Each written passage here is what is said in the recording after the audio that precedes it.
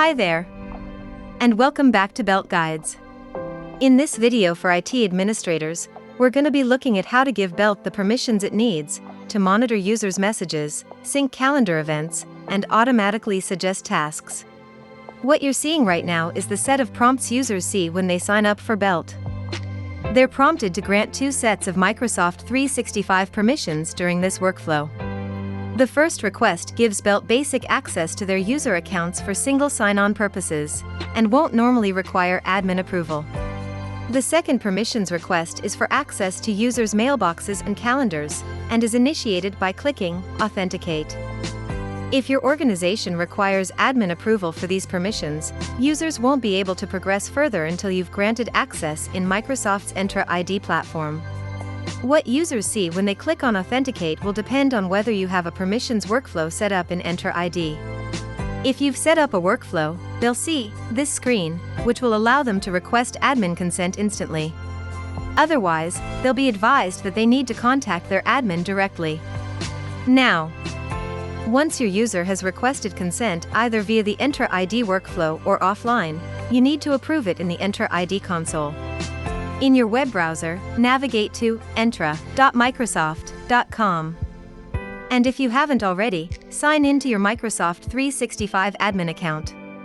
To view your pending permissions requests, click Applications, then Enterprise Applications, then Admin Consent Requests. As expected, we have a permissions request from Belt, awaiting our approval. We can click here to see details of the application, and who in our organization requested permissions for it. And if we then click Review Permissions and Consent, we'll have the opportunity to review the permissions Belt wants, and choose whether to grant them. When you click Accept here, you're granting these permissions on behalf of your entire organization. Once you've accepted this request, you won't need to do it again for subsequent users, unless your organization's policies require each user to request consent individually. But note that, even though you've granted them organization-wide, these are all user-level permissions.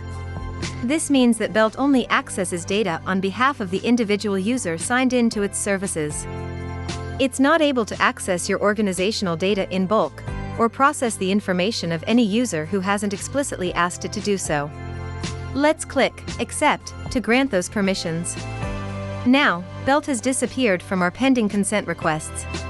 But if we head back to Enterprise Applications, we can now see Belt among the list of apps to which we've granted admin consent.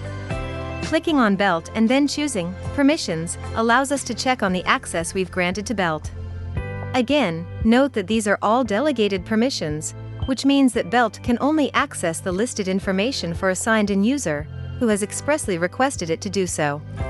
From this page, you can review and even revoke the permissions you've granted to Belt, but we're confident that once your organization has adopted Belt, you'll want it to keep monitoring your users' communications and suggesting work for them. For more information on the permissions Belt needs, why it needs them, and why it's safe to grant them, please review our IT Administrator Guide, available at docs.belt.ai. Thanks for watching.